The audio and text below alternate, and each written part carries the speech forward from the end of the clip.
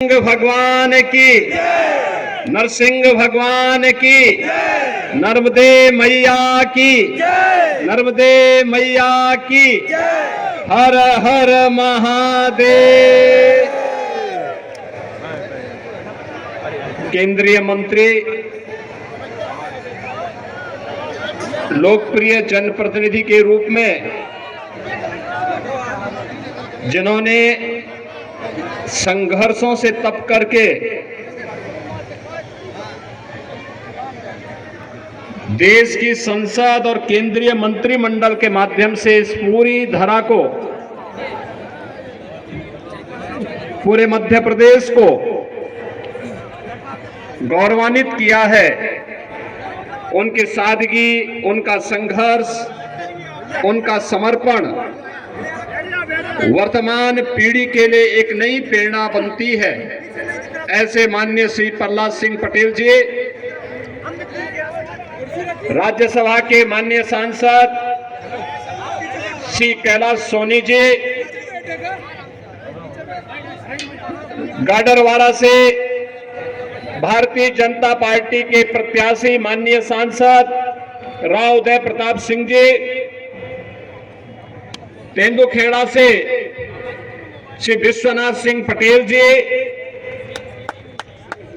निवर्तमान विधायक श्री जालन सिंह पटेल जी, जिलाध्यक्ष अविलाश मिश्रा जी, गोटे गांव से श्री महेंद्र नागेश जी, श्रीमती ज्योति नीलेश काकोड़िया जी, सुशीला ममार जी, नीरज दुबे जी और भारी संख्या में नरसिंहपुर विधानसभा क्षेत्र की आज की सभा में उपस्थित नरसिंहपुर से जुड़े हुए सभी उपस्थित भाइयों और बहनों, इस पावन धरा को नमन करते हुए मैं आप सबका हृदय से अभिवादन करता हूं। भाइयों बहनों, ये मेरा सौभाग्य है कि भगवान विष्णु के एक मानवीय अवतार प्रभु श्री राम की पावन धरा से आज मैं भगवान विष्णु के ही एक महत्वपूर्ण अवतार भगवान नरसिंह की इस पावन धरा पर मां नर्मदा के तट पर आप सबसे संवाद करने का मुझे सौभाग्य प्राप्त हुआ है। भाइयों बहनों, मैं इसके लिए माननीय श्री प्रहलाद सिंह पटेल जी को हृदय से धन्यवाद देते हुए उनका आभारी हूं कि उन्होंने मुझे इस अवसर पर यहां बुलाया है।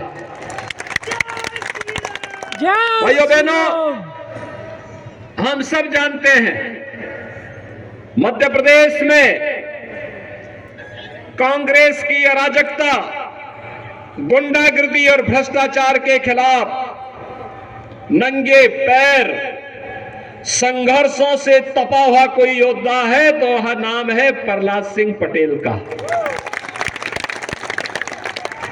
और किस भीषण स्थिति में इन्होंने उस समय संघर्ष किया था जब साधन नहीं थे। केंद्र और राज्य में कांग्रेस की सरकारें हुआ करती थी, कोई उनके खिलाफ आवाज उठाने वाला नहीं मिलता था। और तब संघर्ष के साथ साथ जब राम जन्मभूमि आंदोलन के लिए अभियान चला था तो हमें याद है प्रहलाद जी की उस समय दाढ़ी और उनके बाल इतने लंबे थे। हमने कहा भाई आप तो साधु हो गए क्या? उन्होंने कहा नहीं, ये मेरा संकल्प है, जब तक गुलामी का ढांचा नहीं हट जाएगा तब तक मेरा ये संकल्प इसी रूप में आगे बढ़ेगा। और भाइयों बहनों, अब तो अयोध्या में भगवान राम का भव्य मंदिर बनकर के भी तैयार होने वाला है और 22 जनवरी को अयोध्या में प्रधानमंत्री मोदी जी के कर कमलों से 500 वर्षों के इंतजार को समाप्त करते हुए रामलला अपने भव्य मंदिर में विराजमान होंगे। हम सब राम भक्तों के लिए एक गौरवशाली क्षण होगा और इस अवसर पर आपका आह्वान करने के लिए मैं आपके बीच में विशेष रूप से उपस्थित हुआ हूं। भाइयों बहनों, प्रहलाद सिंह पटेल जैसे कार्यकर्ताओं ने उस कालखंड में संघर्ष किया था अपना पूरा जीवन। उन्होंने कभी नहीं सोचा कि मैं सांसद विधायक बनूंगा, कभी नहीं इस संकल्प के साथ लड़े कि हम लोग केंद्रीय मंत्री बनेंगे, हम लोग राजनीति में होंगे। केवल एक ही संकल्प था कि हमारे प्रभु के किसी कालखंड में अगर विदेशी आक्रांताओं ने उस स्थान पर मंदिर को पवित्र करके प्रभु के मंदिर को वहां पर तोड़ करके समग्र समाज को अपमानित करने का कार्य किया था, अगर मैं भी अपनी ओर से कुछ आहुति दे सकूंगा तो मेरा जन्म और जीवन धन्य हो पाएगा। और भाइयों बहनों, वह संघर्ष आज रंग ला रहा है और उसी संघर्ष के लिए इस धरा को नमन करने के लिए मैं विशेष रूप से आपके पास आया हूं। भाइयों बहनों, दो चीजें बहुत साफ है। एक है जिसको हम कहते हैं समस्या, और एक है समाधान। दो ध्रुव हैं। एक ध्रुव है जो नकारात्मक सोच के लिए जाना जाता है, वह समस्या है। और भाइयों बहनों, मैं सच कहूं तो कांग्रेस इस देश की समस्या है। आप मानते हैं ना? देखिए, देश का विभाजन कांग्रेस ने के कारण हुआ, अन्यथा पाकिस्तान और बांग्लादेश नहीं बनते।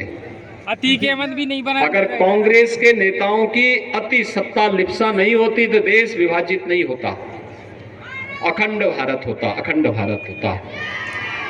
भाइयों बहनों, लोह पुरुष सरदार वल्लभ भाई पटेल ने 1947 में देश आजाद होते ही सोमनाथ के मंदिर के पुनरुद्धार का कार्य किया था, लेकिन कांग्रेस के उस समय के नेता, देश के प्रधानमंत्री जवाहरलाल नेहरू जी ने सोमनाथ मंदिर के पुनरुद्धार का विरोध किया था।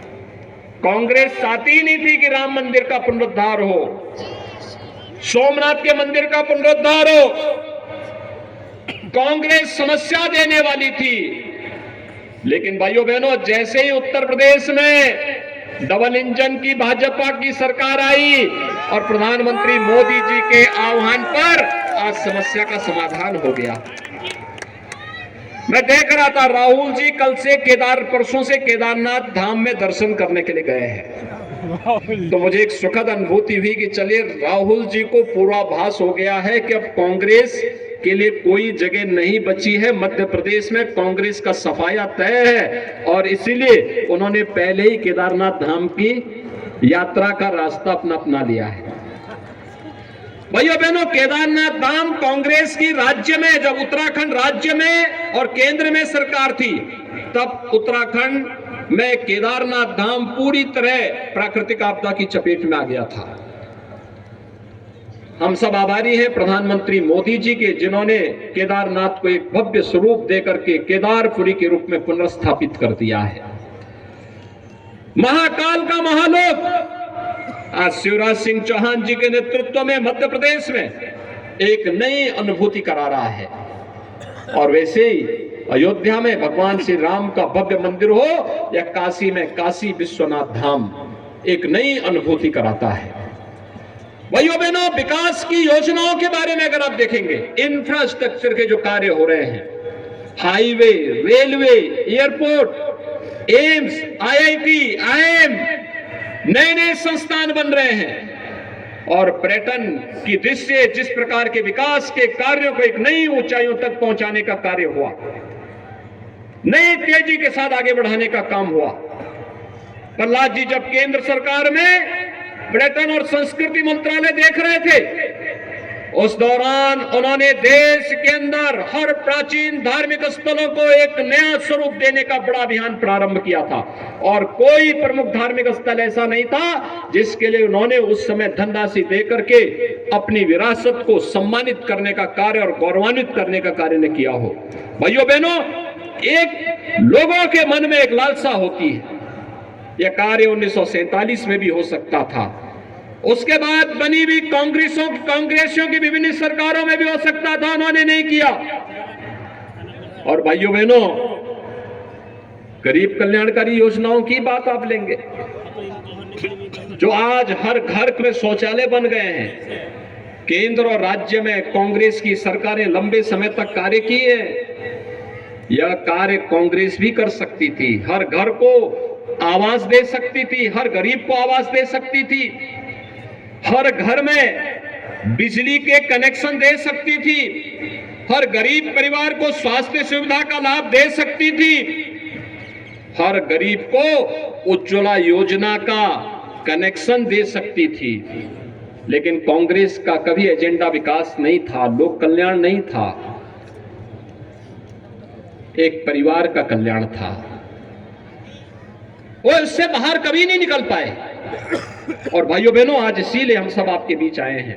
भारतीय जनता पार्टी ने जो कहा वो करके दिखाया, समाधान किया, और समाधान को निकाल करके आपके बीच में लाने का कार्य अगर किसी पार्टी ने किया है, वह भारतीय जनता पार्टी ने किया है। चाहे वह देश की सुरक्षा का हो, देश की समृद्धि का हो, लोक कल्याण का हो, युवाओं के रोजगार का हो, चाहे वह पेयजल की समस्या का समाधान का हो, चाहे खेती की समस्या का समाधान का हो, चाहे वह प्रधानमंत्री किसान सम्मान निधि की योजना के माध्यम से हर किसान को सम्मानित करने का कार्य हो। ये सभी कार्य तो भारतीय जनता पार्टी ने, प्रधानमंत्री मोदी जी ने किया। और भाइयों बहनों, इसीलिए हम सबका एक संकल्प होना चाहिए। अब देखिए ना, भारतीय जनता पार्टी ने विधानसभा चुनाव की दिशा से मध्य प्रदेश में किसी भी प्रकार का कोई कंफ्यूजन दूर हो सके, केंद्रीय मंत्रियों को भी विधानसभा के चुनाव में उतार करके जनता से कहा है, आप चिंता मत करिए, आपके साथ हमारे एक एक कार्यकर्ता खड़ा होकर के जनता के साथ हमेशा उनके सुख दुख में खड़ा होकर के कार्य कर देगा।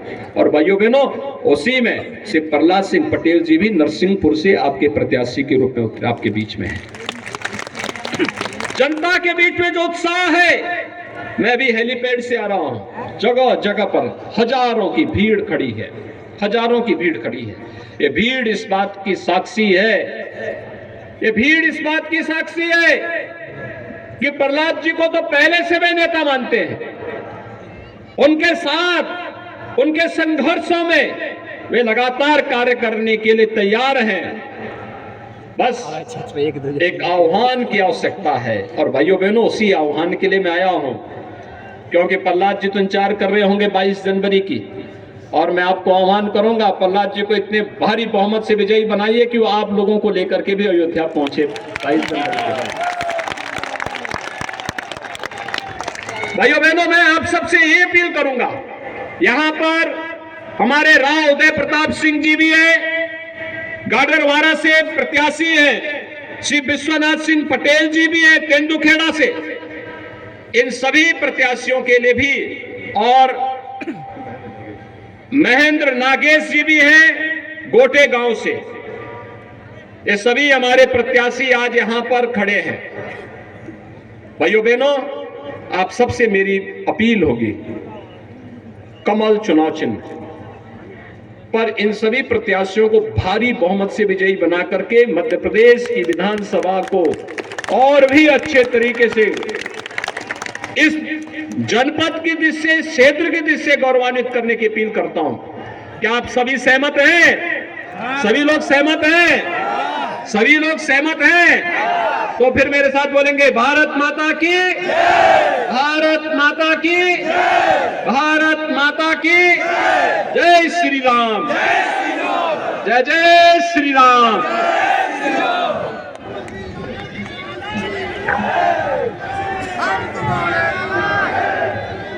अब मैं